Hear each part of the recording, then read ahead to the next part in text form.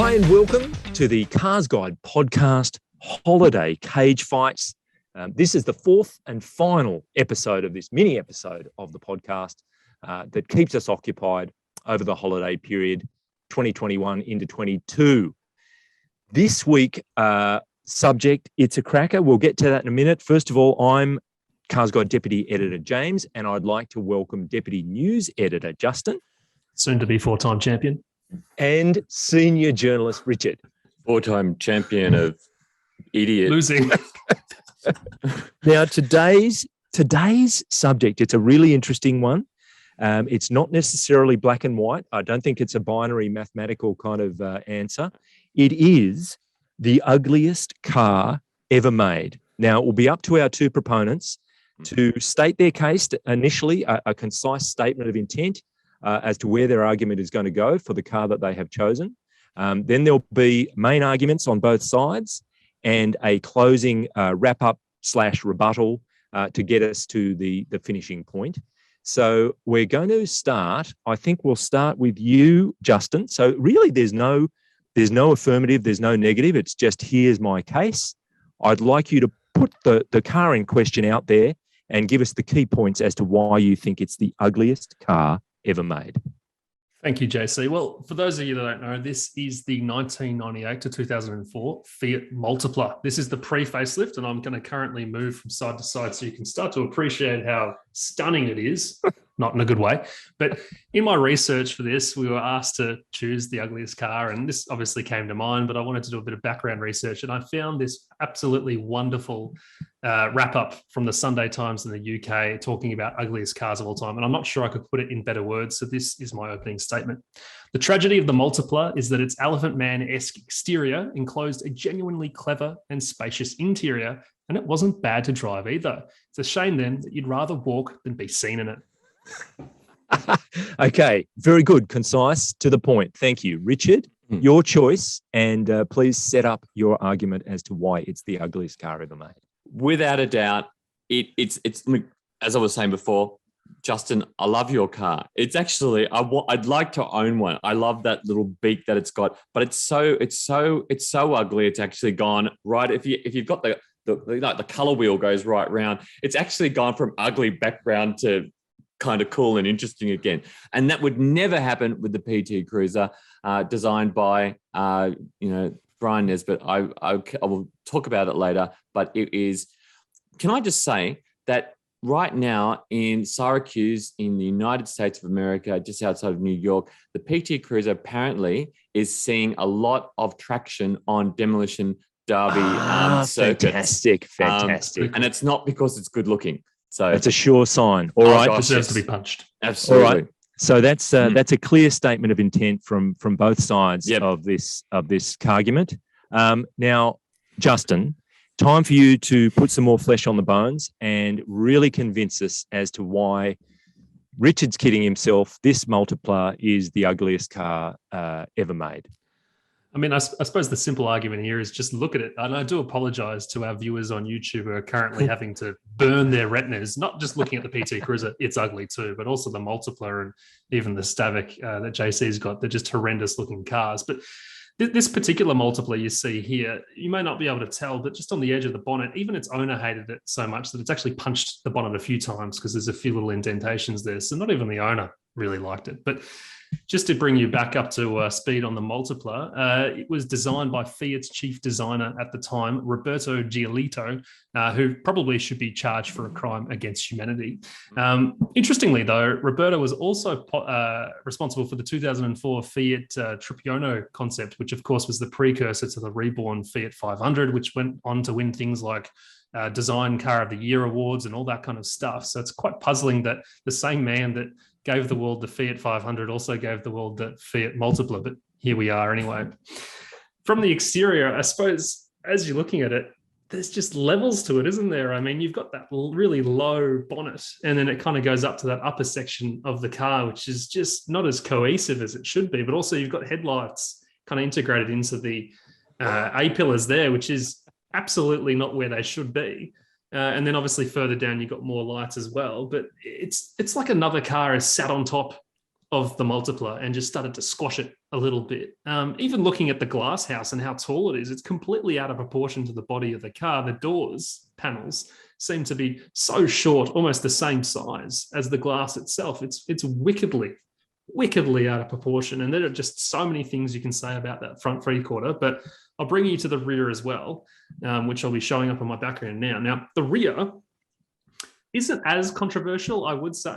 However, again, that glass house just dominates the absolute the whole car, which is, great for visibility and all that, but it just looks so out of place on the road. And even those oddly shaped tail lights and that massive kind of tailgate that cuts down into the bumper, the whole thing is just offensive. Now, again, that's probably the best angle of the Multipla, so that's saying something. But one thing people often forget about with the Multipla is how amazing its interior was as well, right? When we talk about ugly cars, we're usually talking about ugly exteriors. But check out that center stack and dashboard. It is just horrendous. There's no cluster ahead of the driver. You've got that kind of off-center, almost Tesla Model 3 style setup where you've got your speedo, in the middle and all that kind of stuff, and your climate controls. And funnily enough, again, this Roberto guy that designed it, there's a bit of Fiat 500 in that center stack as well, elements of it. So it's just an absolute mess with the air vents and everything else. Like, I think that is one of the often forgotten ugliest parts of the Multipla. It is just absolutely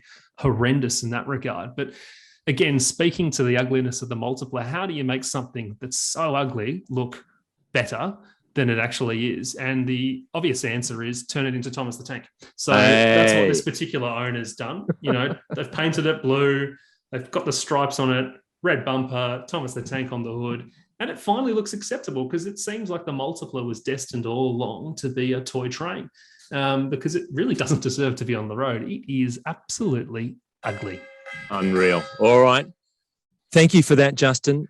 Richard, please convince us as to why the PT Cruiser is as you say it is. Oh, look, actually, Justin, you just convinced me that I wanted to get one. I still think it is ugly, but it's ugly in a good way, and it's definitely not ugly in a bad way. In that the PT Cruiser is. Look, when it first came out, it was in response to Mini, with a new generation Mini coming out, and the success of that. At the same time, there was the Volkswagen, reimagined Beetle.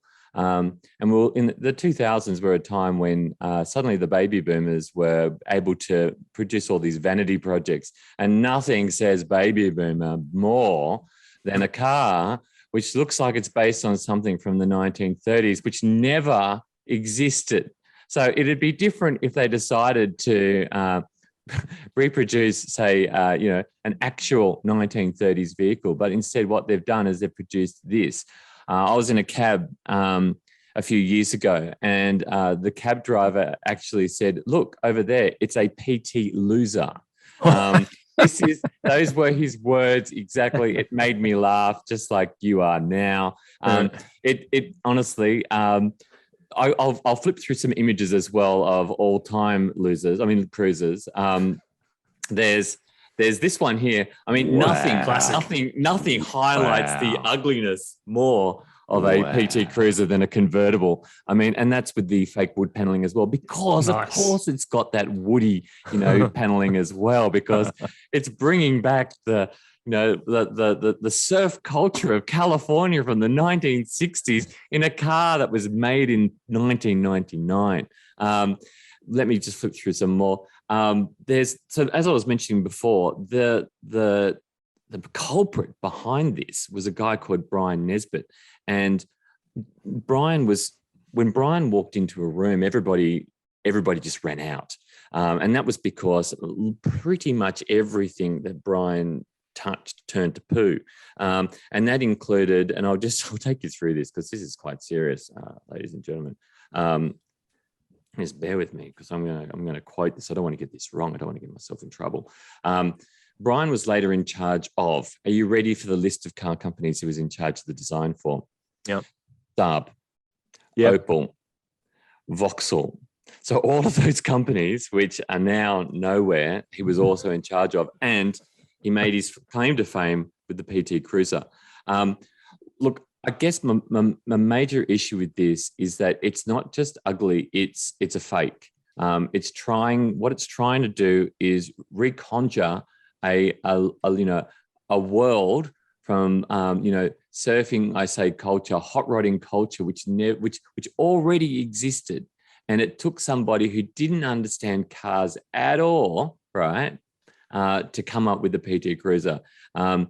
It ran for one generation only. Surprisingly, quite a lot was sold. I don't know why, but over 1.35 million of these things were sold around the world, believe it or not. And they exist to this very day. They are like cockroaches. They will continue to exist. They're incredibly difficult to kill. But we've just got to live with it, like a lot of ugly things. Super. All right. Brilliant. Now, thank you, Richard. Justin, it's your last chance to win us all over. It's a closing statement, please. A quick rebuttal of things Richard may have said just then or right the way through, and wrap it up. Absolutely. Look, Richard, I think you brought up a really good point. The whole point of the PT Cruiser was to appeal to a lot of those hot rodders out there, and it's definitely got that aesthetic about it. There are a few PT Cruiser hot rods out there. People have upgraded the engine and all that kind of stuff, and it looks the part. It's got those swollen wheel arches, proportions are all there. I'm not saying it's an attractive car, but look at that particular one you just brought up with that lovely paint job. It is a car that people remember. It is on the tip of the tongue, PT Loser, whatever you want to call it. People think ugly, they think PT Cruiser, but they think about it similar to your point about the Multipla in a good way. It's iconic. It's something that designer is going to be remembered for all the right reasons, I think. You'd rather be infamous than not known at all. And it's definitely infamous. But again, obviously PT Cruiser only lasted a generation. And that is an admission on Chrysler's behalf that it obviously was a bit of a mistake. But Fiat, on the other hand, admitted its mistake with the Multipla much sooner than waiting for the end of a generation. In fact, what they actually did was mid-generation, there was a facelift that came in for the Multipla. And I'm just going to pull up an image of it now. And what you'll notice about this facelift, which should be on my screen right now, is that it is decidedly different, right, to the non-facelift Multipla. That is a completely different front end. Now, as we all know, doing a facelift on a car can usually be a fairly inexpensive thing with tweaked bumpers, wheels, whatever. They've gone and redesigned the whole front end because that whole tiered section that they had going on, the weird headlights and all that kind of stuff, they realized that people were not buying that car because of the way it looked. It was an admission internally that they screwed up. So they went and fixed it, basically. And I'm not saying this is either an attractive car. It's still got that awkward glass house and all that kind of stuff, but it is certainly an improvement on the original Multipla. And for that reason, it's the ugliest car of all time. Very good. Now, Richard, it is your time to close off and give us the final word on why the PT Cruiser is the ugliest car ever made. I would actually, thank you very much, James, and thank you to everybody for listening. I really appreciate your time today. Justin, I would actually say that revised version is actually uglier because it's got no personality. But just to show that the PT Cruiser wasn't a fluke, the next car that Brian Nesbitt went on to design was this. This is the Chevrolet HHR. Now, it just goes to show that ugly lightning does strike twice, and he can't design a good-looking car if he tried. It's an icon of our industry, I think. I think the CAD file from design down into production was corrupted. Something's gone astray there. Absolutely. Look, there's no doubt about it that these are two very ugly cars. But I would argue that, Justin, your car has the personality, the sense of humor, and I'd say ingenuity that is completely lacking from the PT Cruiser, which is a fake, which is trying to cash in. And that's the ugliest thing about this. It's trying to cash in on a retro nostalgic theme of a car which never existed. The Mini, it's not the Mini, it's not the Beetle, it's the nothing, and it's boring. Awesome. So bad it's so good. Thank you both. Thank you both for your convincing and well constructed arguments. That's the end of this particular debate. It's over to our listeners and viewers to give us their thoughts. And when we're back on stream with our regular podcast, we'll give you the download in terms of who won the day on the ugliest car ever made. But it's time to say thank you, Richard. Thank you. And thank you, Justin. There are no winners. And thanks, that's well said. And thanks indeed, as always, to Mr. Pritchard, who's been working behind the scenes. He's like a swan. He's beautifully gliding on the surface and furiously paddling underneath. A very, very impressive effort, as always. So thank you. And the next time we'll see you is back with our regular podcasts. Farewell. Happy New Year.